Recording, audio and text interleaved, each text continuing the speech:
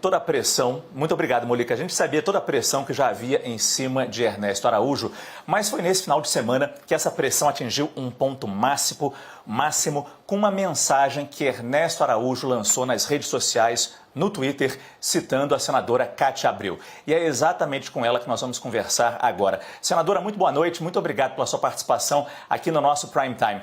Antes de perguntar especificamente do caso com Ernesto Araújo, eu queria perguntar para a senhora, ter a sua visão, uma pessoa que transita também por todos os lados no governo.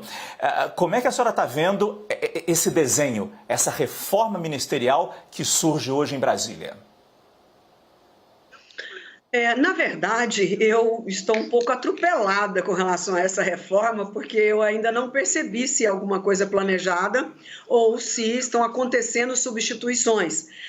Eu ainda não vi um planejamento sobre isso, um direcionamento. Primeiro, Ernesto criou uma crise com o Senado Federal, criou uma crise para o país frente ao mundo e, de repente, teve que ser substituído por total incapacidade diplomática. Agora nós temos notícia que o ministro da Defesa se demite. É uma coisa preocupante, grave, e que eu gostaria muito de saber se realmente for uma reforma planejada administrativa.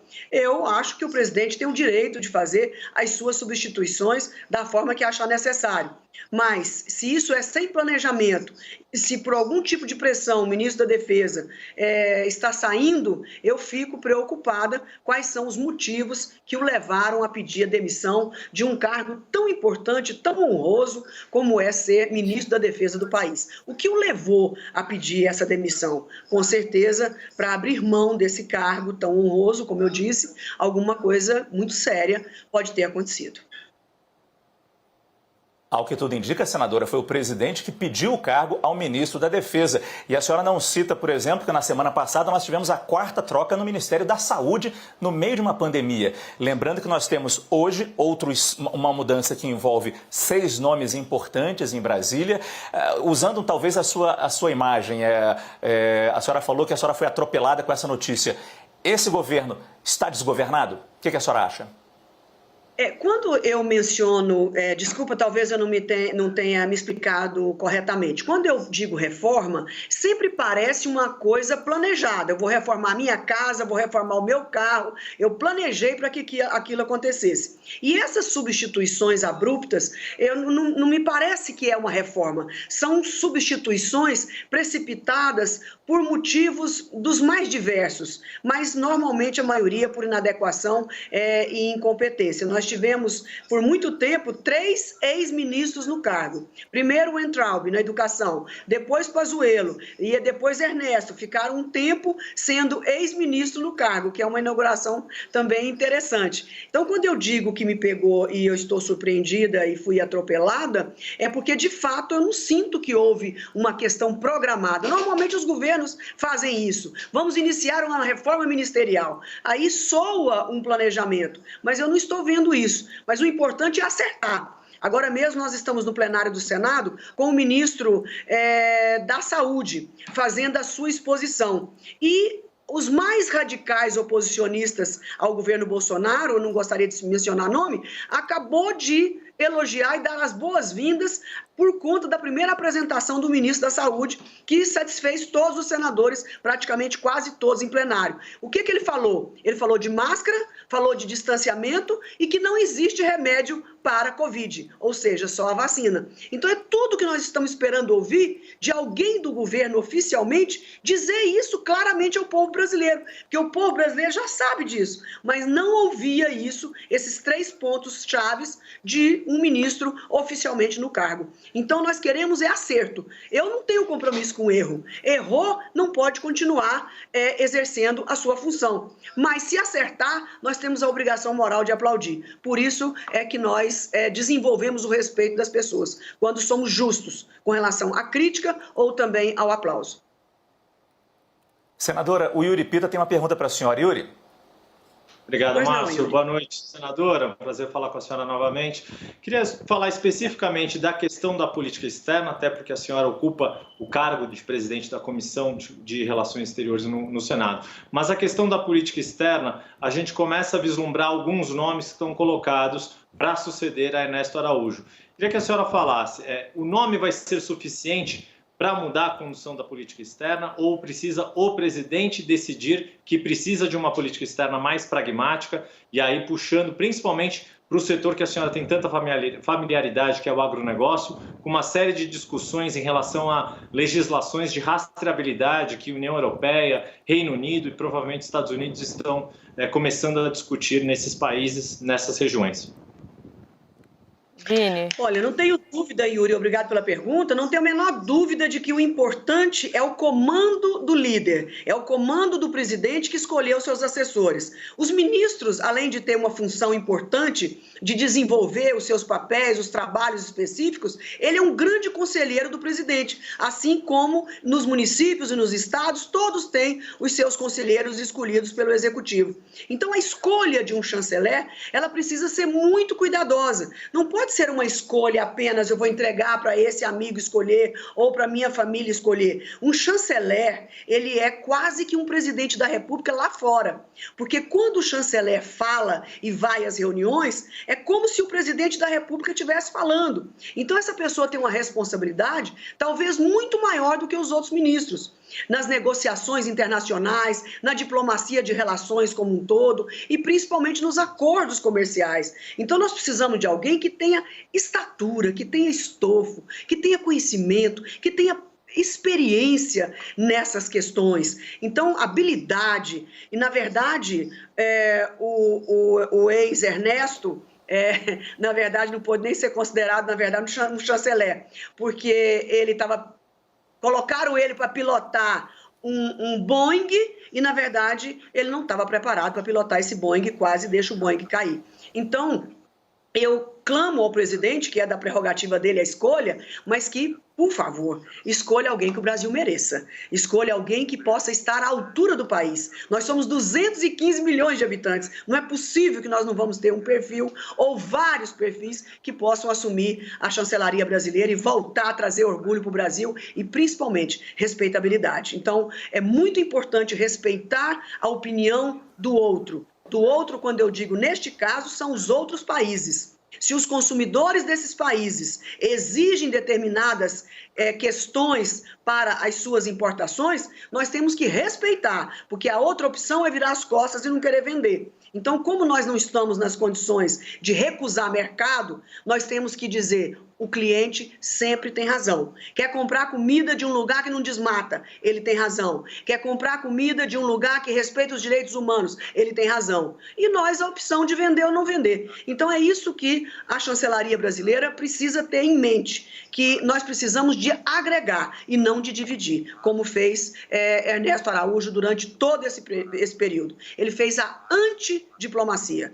e prejudicou muito o país, apesar de só em 2 anos. A Thaís Arbeck, senadora, tem uma pergunta para a senhora também. Thaís, por favor.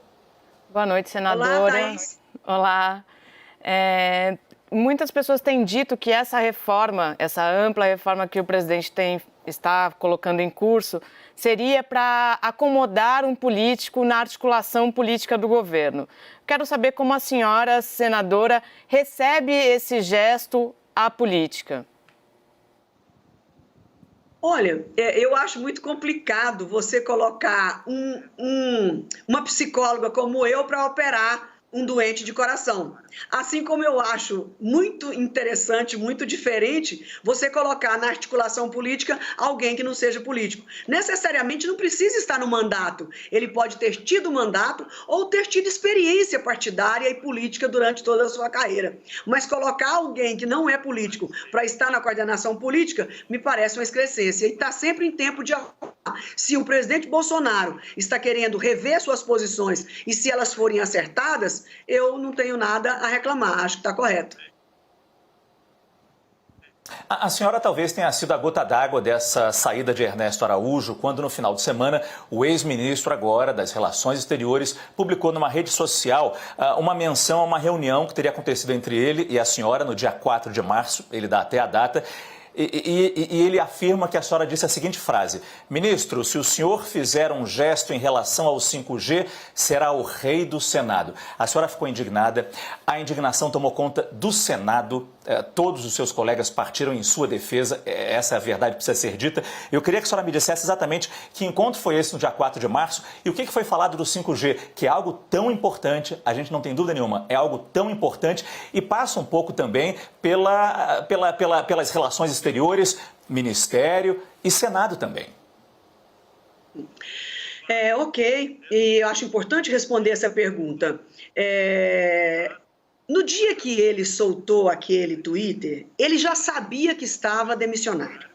E ele precisava dar uma satisfação para a sua trupe de radicais extremistas de que ele não estava sendo mandado embora por incompetência, que ele estava enfrentando a corrupção. Pessoas maldosas, pessoas mal intencionadas, que queriam dele o que ele não podia dar. Então, isso é uma hipocrisia tão grande, porque no dia que eu estive no Ministério, na verdade, o edital da agência reguladora já tinha sido, inclusive, entregue no TCU, e que um grande acordo já tinha sido feito pelo ministro Fábio Farias para separar a rede privada do poder público e a outra rede dos demais usuários, pessoa física e pessoa jurídica. Então, ele já tinha sido derrotado. Na verdade, quando eu fui ao seu ministério, e por isso ele não disse nada quando eu fui lá, que a obrigação dele, vocês vão concordar comigo, era me denunciar na hora, se é que ele achava de verdade que eu tinha feito algo imoral ou inadequado. Então, ele cometeu o crime de omissão e prevaricação.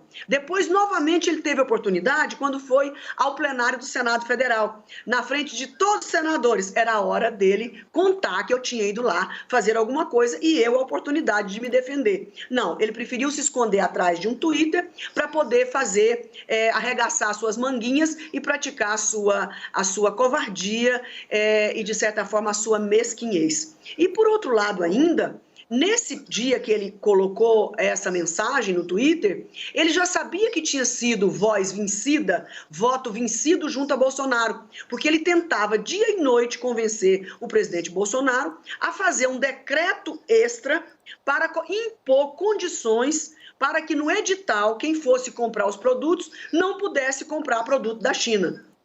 Então, o presidente se convenceu, através do ministro das Comunicações e também os militares que se sentiram contemplados com essa divisão das duas redes, e ele ficou isolado.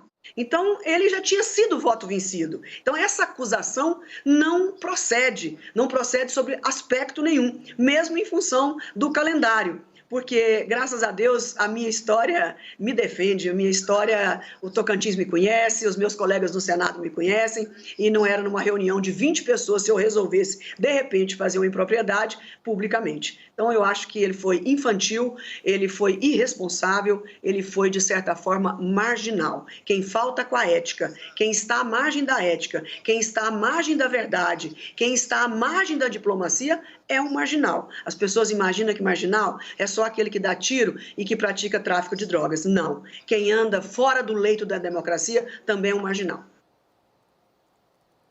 Senadora, agora... Obrigada, Márcio. Senadora, agora a Roberta falando com a senhora. Então, a senhora acredita que esse ataque pelo Twitter foi orquestrado? E como é que a senhora avalia também todas as reações que vieram por parte do Senado? Eu acredito que nós já estávamos, todos nós, desde a reunião do Senado, todos já assim perplexos.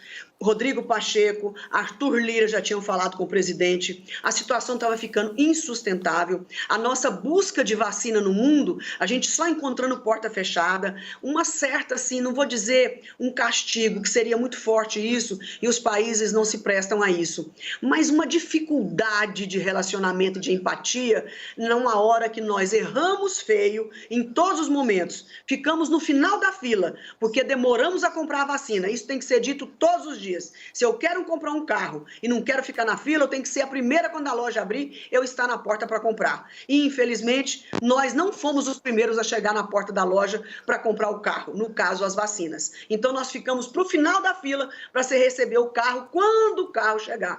Então, nesse caso, nós estamos vivendo uma desgraça total com relação a essas mortandades, justamente por uma atitude relapsa da falta de compra das vacinas. E o senhor Ernesto Araújo é um dos grandes responsáveis, principalmente por não ter permitido o presidente, ter aconselhado mal o presidente a se incluir no consórcio Covaxin da ONU e da OMS. E ele tem que responder por isso. Nós fomos o último país a entrar nesse consórcio e, portanto, também o último país a receber as vacinas. Então, eu tenho a convicção de que erros enormes foram cometidos e que agora nós possamos, num próximo momento, numa próxima oportunidade, com um novo chanceler de verdade. Não adianta trocar de Ernestos, não adianta trocar de Ernesto. Nós queremos que Ernesto seja substituído por um chanceler verdadeiro.